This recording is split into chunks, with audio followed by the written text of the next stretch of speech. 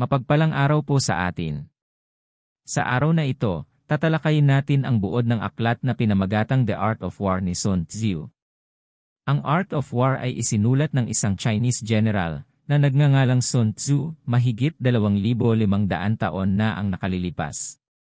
Iginagalang sa praktikal na payo nito sa pakikidigma, ang mga aral dito ay angkop sa sinumang namumuno sa iba. Nakatuon ang bawat kabanata sa ibang aspeto ng digmaan, kasama ang praktikal na payo para sa epektibong pamumuno. 3 sa mas mahalagang elemento ng tagumpay sa labanan, pamumuno, diskarte, at taktika, ay kritikal para sa tagumpay. Pamumuno.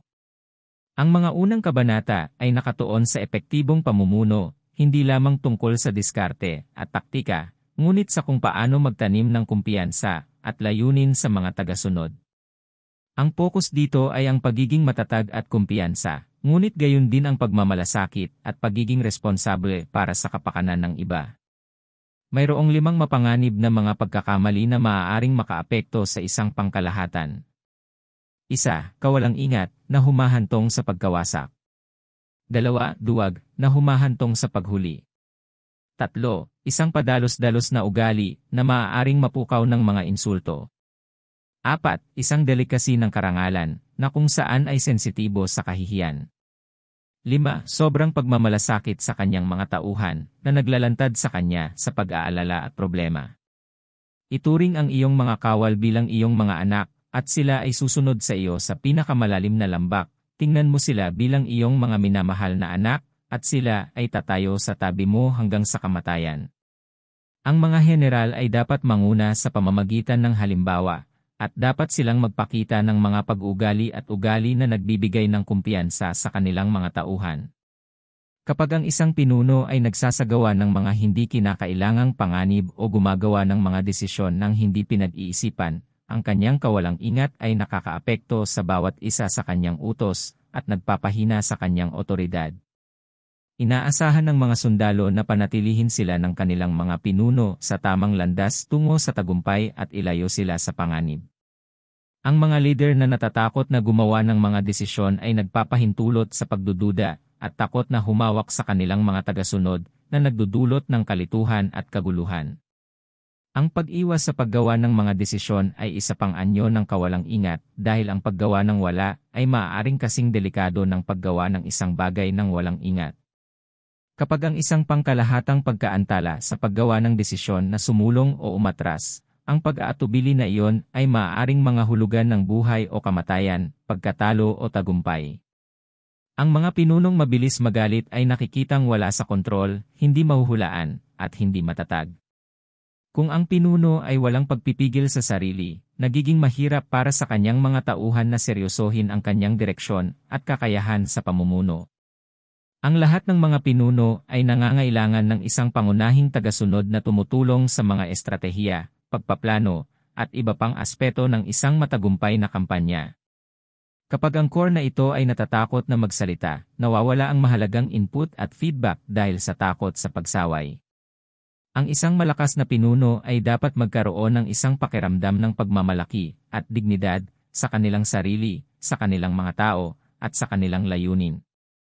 Ang pagmamataas na ito ay hindi dapat ipagkamali sa pagpapahalaga sa sarili. Ang ganitong uri ng pagmamataas ay tungkol sa pagkakaroon ng pagmamalaki sa mga pagsisikap ng isang kampanya, ang mga lalaking may pananagutan sa paggawa nito ng tagumpay. Mabilis na tumutugon ang malakas na pinuno sa anumang panlabas na pag-atake o sa anumang panloob na hindi pagkakaunawaan sa hanay. Ang pagmamataas na ito ay nagsisilbing pundasyon para sa isang magkakaugnay na unit. Ang isang mahusay na pinuno ay nagmamalasakit sa kanyang mga tagasunod, ngunit nauunawaan na mayroong isang magandang linya sa pagitan ng pagmamalasakit at pagpapagana. Kapag alam ng mga lalaki na ang kanilang pangkalahatang pagmamalasakit, iginagalang nila siya, ang pangkalahatang pagsisikap ng kung ano ang sinusubukan nilang maisakatuparan. Ngunit kapag ang isang pinuno ay naging mas nababahala sa pabor ng tropa kaysa sa kampanya mismo, ang mga resulta ay mapanira. Ang mga lalaki ay nagiging kampante, nawawala ng motibasyon, at nawawala ang kanilang pangako. Diskarte. Kapag natutunan ng isang general o manager kung paano mamuno, dapat niyang matutunan kung paano gumamit ng diskarte. Sa labanan, ang mga epektibong estratehiya ay nangangailangan ng pag-alam sa kaaway at kung anong mga kondisyon ang pinakamalamang na makakaharap. Ang mga diskarte na ito ay dapat na mahusay na idinisenyo upang matugunan ang maraming potensyal na mga hadlang hanggat maaari, ngunit dapat din silang maging flexible kapag nakakaharap ang hindi alam. 1. Aling hukbo ang mas malakas? 2. Saang panig mas mataas ang pagsasanay ng mga opisyal at kalalakihan? 3. Sino sa dalawang general ang may pinakamaraming kakayahan? 4. Saang hukbo mayroong higit na katatagan kapwa sa gantimpala at parusa? Kung kilala mo ang kalaban at kilala mo ang iyong sarili, hindi mo kailangang matakot sa resulta ng 100 laban. Kung kilala mo ang iyong sarili, ngunit hindi ang kalaban, sa bawat tagumpay na natamo mo ay magdaranas ka rin ng pagkatalo. Kung hindi mo kilala ang kalaban o ang iyong sarili, ikaw ay susuko sa bawat laban.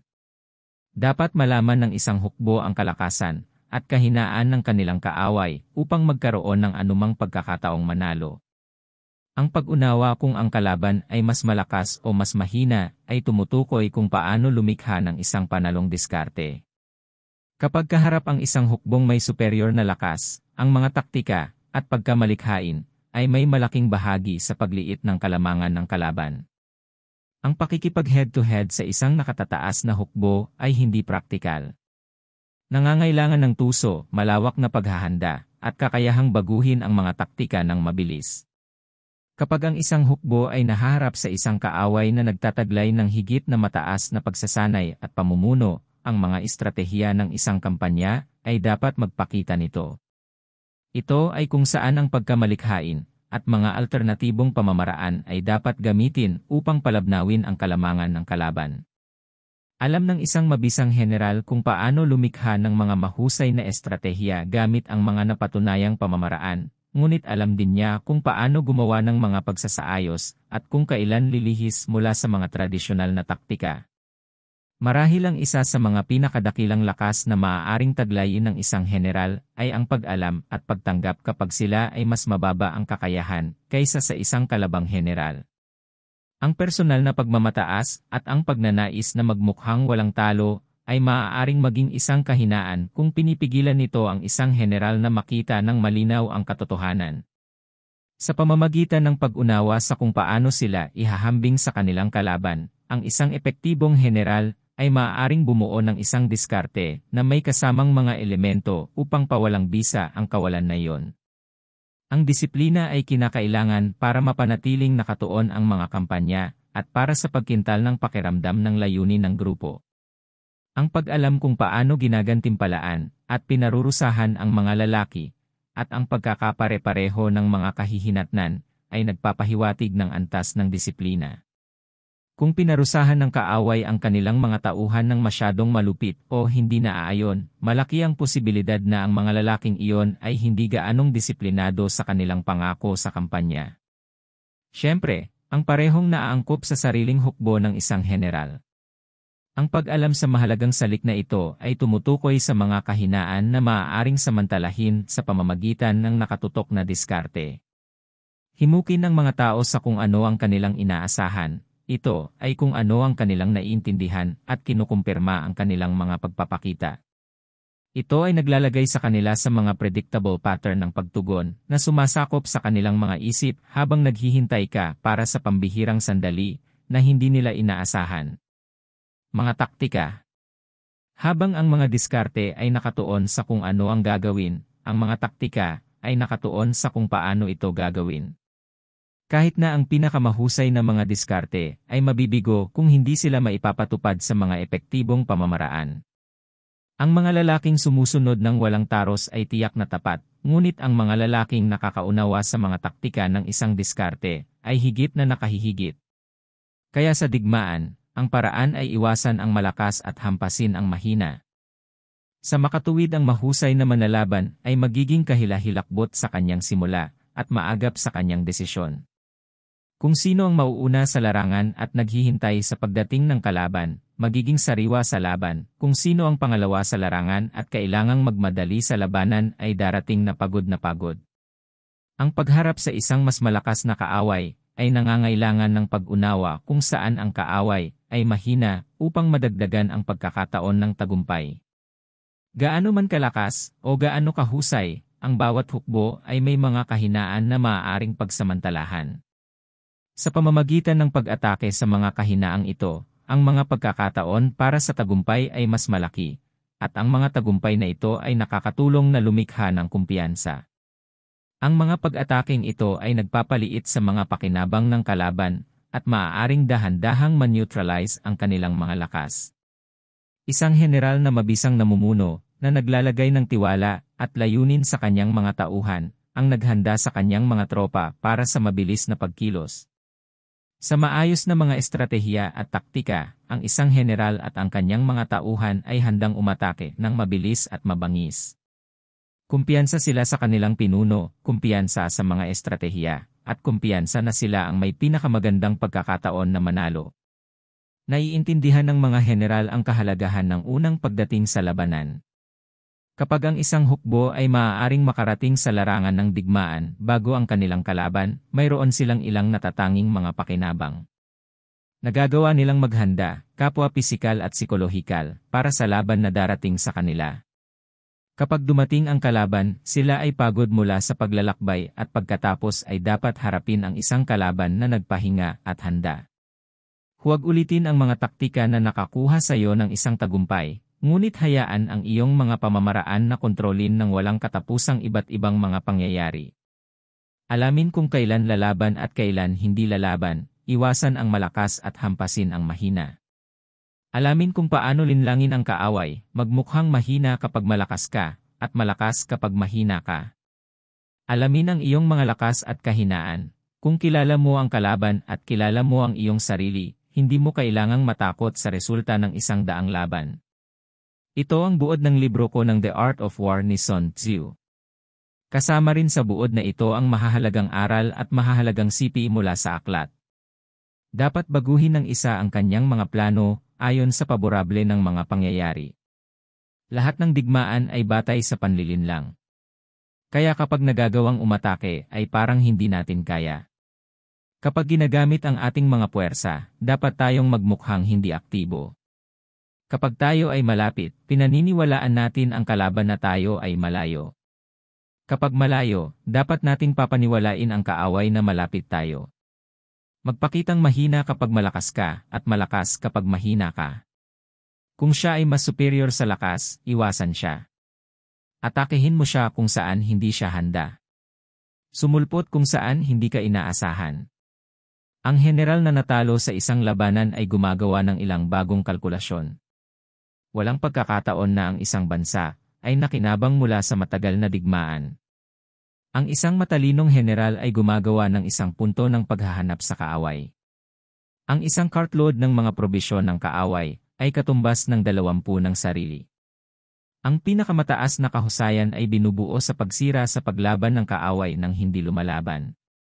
Ang pinakamasamang diskarte sa lahat ay ang pagkubkob sa mga napapaderang lungsod. May 5 mahahalagang bagay para sa tagumpay. Siya ay mananalo na nakakaalam kung kailan lalaban at kailan hindi lalaban. Mananalo siya na marunong humawak ng parehong superior at inferior na puwersa. Siya ay mananalo kung sino ang hukbo na pinasigla ng parehong espiritu sa lahat ng mga hanay nito.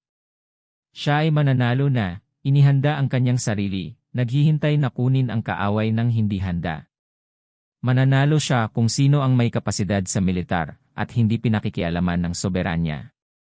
Kung kilala mo ang kalaban at kilala mo ang iyong sarili, hindi mo kailangang matakot sa resulta ng isang daang laban.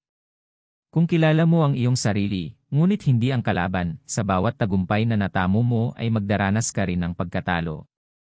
Kung hindi mo kilala ang kaaway o ang iyong sarili, ikaw ay susuko sa bawat labanan. Maaaring alam ng isang tao kung paano magtagumpay nang hindi ito magagawa. Sa digmaan, ang matagumpay na strategist ay naghahanap lamang ng labanan pagkatapos na ang tagumpay ay mapanalunan. Sa labanan, hindi hihigit sa dalawang paraan ng pag-atake, ang direkta at hindi direkta. Ang isang hukbo ay maaaring magmartsa ng malalayong distansya nang walang pagkabalisa kung ito ay magmartsa sa bansa kung saan wala ang kaaway. Makakatiyak kang magtatagumpay sa iyong mga pag-atake kung sasalakayin mo lamang ang mga lugar na hindi napagtatanggol. Ang mga taktika ng militar ay parang tubig. Para sa tubig, sa natural na daloy nito, ay tumatakbo palayo sa matataas na lugar at nagmamadaling pababa. Kaya, sa digmaan, ang paraan ay iwasan ang malakas at hampasin ang mahina. Hayaan ang iyong mga plano ay maging madilim at hindi malalampasan gaya ng gabi, at kapag ikaw ay gumalaw ay bumagsak tulad ng isang kulob. Pag-isipan at pag-isipan bago ka gumawa ng hakbang. Ang isang matalinong general, kung gayon, ay umiiwas sa isang hukbo kapag ang espiritu nito ay masigasig, ngunit inaatak ito kapag ito ay tamad at hilig na bumalik. Isang aksyom ng militar na huwag sumulong pataas laban sa kaaway o kalabanin siya kapag siya ay bumaba.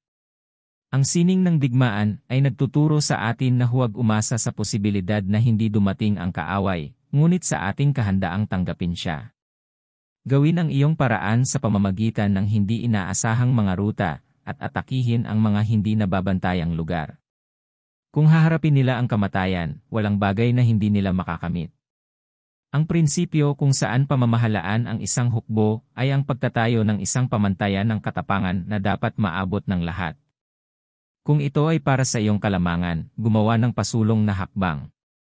Kung hindi, manatili ka sa kinaroroonan mo. Salamat po hanggang sa muli.